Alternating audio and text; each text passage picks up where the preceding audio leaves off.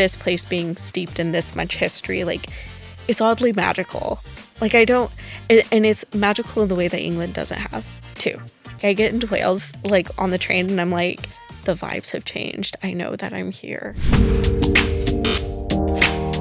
Hello and welcome to the International Student Experience, a Swansea University podcast where we delve into the journeys and stories of students from around the world who've chosen to study here in the UK. I'm your host, Dav Turner, and today I'm joined by Lucy Lefler. Hey, Thanks for joining. Yeah. If you could just make a start by introducing yourself with your name, what you've studied, and where you're from, please. I'm Lucy Lefler. I'm from Columbus, Georgia in the States, and I studied ancient history and English lit. What was your educational journey? Like, how did you end up in Swansea studying ancient history?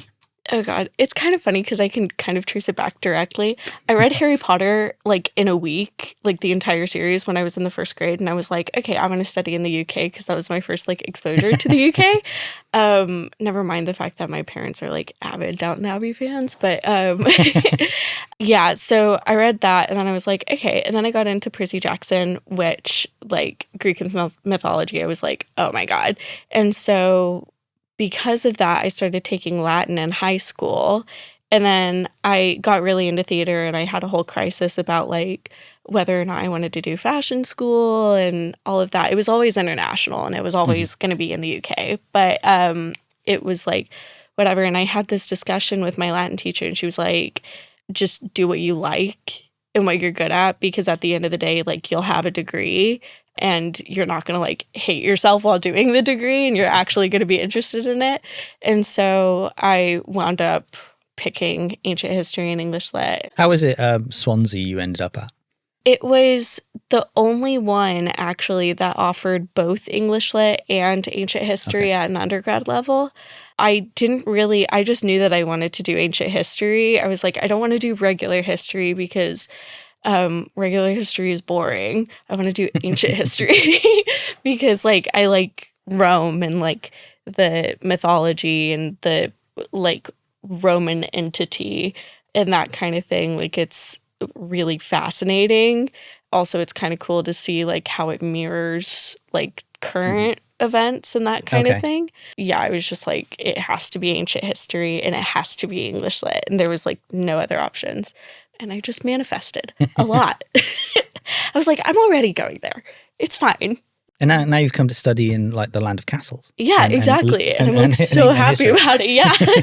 Especially because there's, like, Roman fish traps literally, like, right in the sea, and, like, Viking ruins in the Gower. And I'm just like, yeah, I'm having a great time. Have you been able to, like, integrate that into your studies, or has it just been something that is there? Like the castles and the history? It's kind of been something that's, like, there. Like, you know, when I did my dissertation, it was on, like, the costume theory as it applies to saints' lives and that kind of thing. So it has been really cool going to see all of these, like, cathedrals and that kind of thing, because we don't have, like, really, really old cathedrals like that in the States. It's just been kind of cool just to, like, have that in my general vicinity. Okay. So how's Swansea been? Like, how as a place compared to the where you've travelled, where you've lived before, like the pace and the people? It's actually really, like, it's oddly familiar.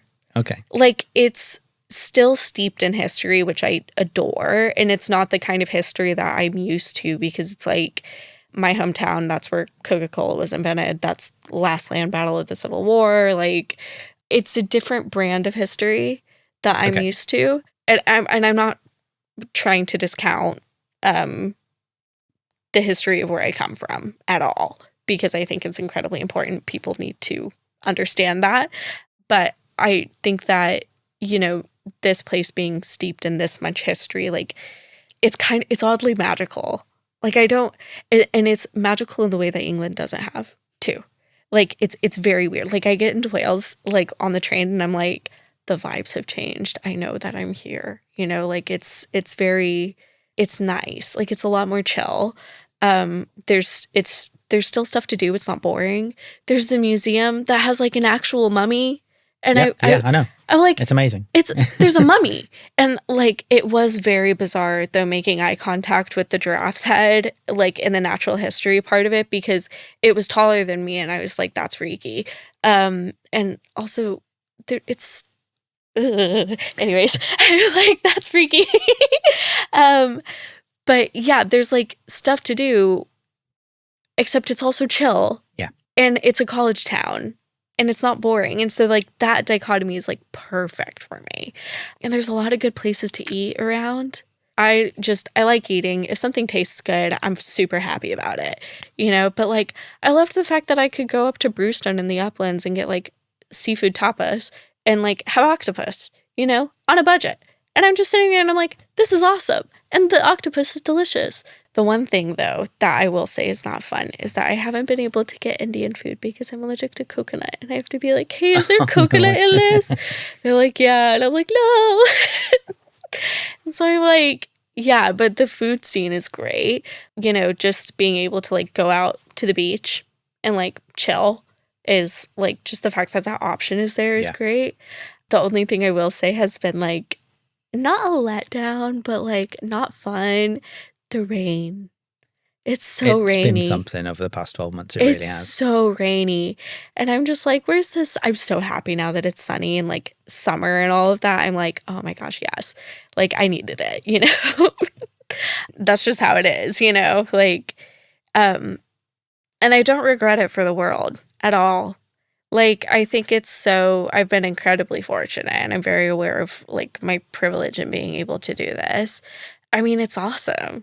You know, like, and also, like, it's a cool thing to be able to, like, you know, go home and, like, my friends are freaking out because if they're, like, their parents are, like, you know, on them about something. And I'm just sitting there and I'm like, my parents just told me to go have fun, you know? And it's, like, it's really cool because I'm so, like, independent. And I'm, like, granted, I did have to grow up a lot faster than my peers. Okay. But, you know, I don't think that that's a bad thing at all.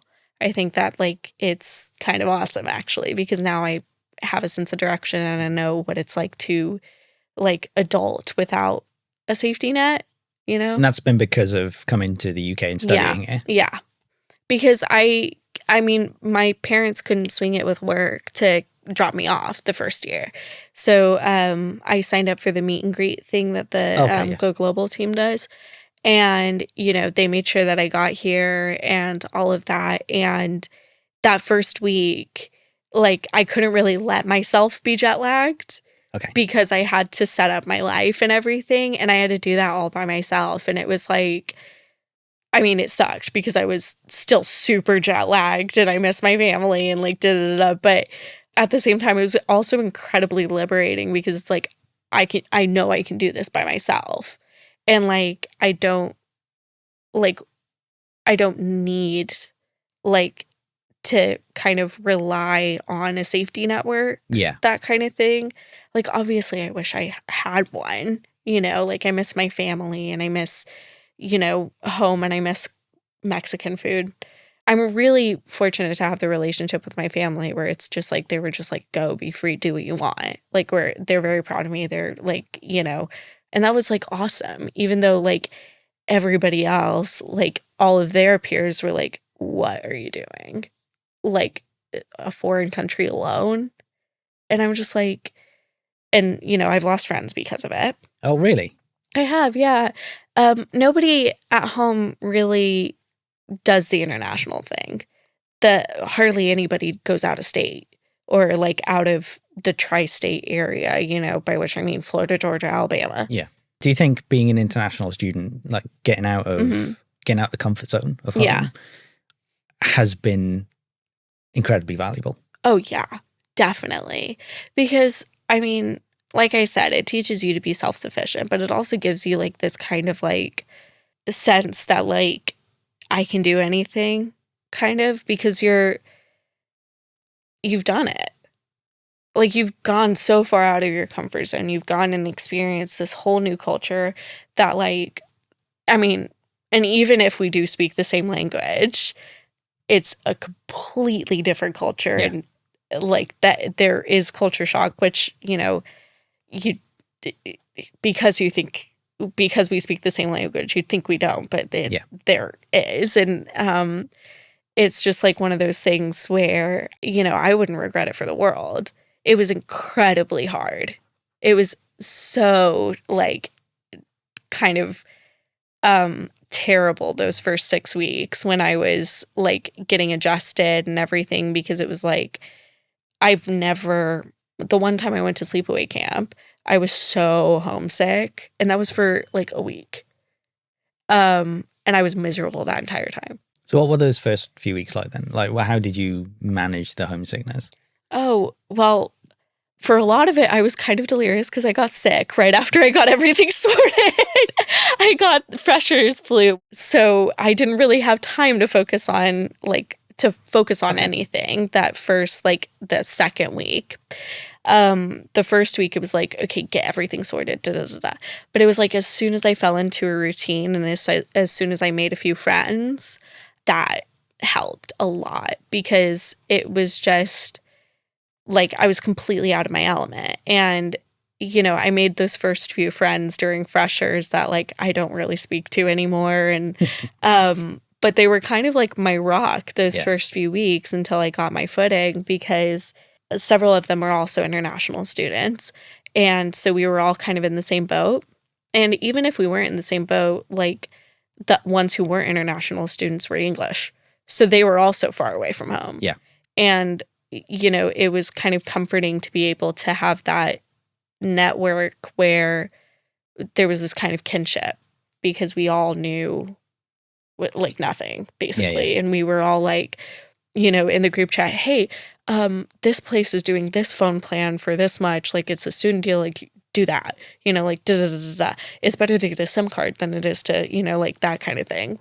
Like, just kind of giving each other tips and tricks, or like, oh yeah, this is the bank that I've been using. They're great. Or, oh yeah, this is a, card that like switches currencies easily, that kind of thing. It has made me incredibly grateful that I decided to take AP macroeconomics my senior year of high school, even though I didn't get a word of it. The only thing that stuck was the exchange rate thing. And that's only because I have to apply it to my everyday life. But yeah, so it's just like one of those things where it's like people got me through it. Okay. Not just as an international student, like the home students who came here as well. Yeah. Important to make those connections early to help you settle in. Yes, definitely. Because, humans are social animals. Like, obviously we can be like incredibly introverted and that kind of thing. But I think at the end of the day, like, you need to have someone there that you can talk to instead of just being like alone. And, I also think that like my mom and I are best friends. Like, we're incredibly close, but my mom can't be my only friend. Yeah. And, we've talked about that. So, I'm cool to say it. It's just one of those things where I just think that like people matter, and like people need other people to kind of settle down. And, now I've got like better friends who I'm definitely going to keep in touch with, because I'm pretty sure they'll come for me if I don't, set up, because we're going to do a Dungeons and Dragons campaign, because we're all beginners, and I've got the box set thing. So we're going to do a little thingy and like do that weekly to kind of keep in touch. And I'm like very happy about that. And I think they'll come for my left shoes if I don't like actually keep my word with that. And then obviously like my partner and I are going to do the long distance thing, and like it's people, and it's sad too, because it's like I'm going back in a month. That's the thing that you don't really think about when you're coming here. You make friends, and then it's like you make friends or you fall in love, and then you've got to leave, because I've got like a plan, that's been in the works since like long before I met any of these people. I'm not going to not be true to myself just because of other people. Okay. That too. How amenable to change to that plan are you? No.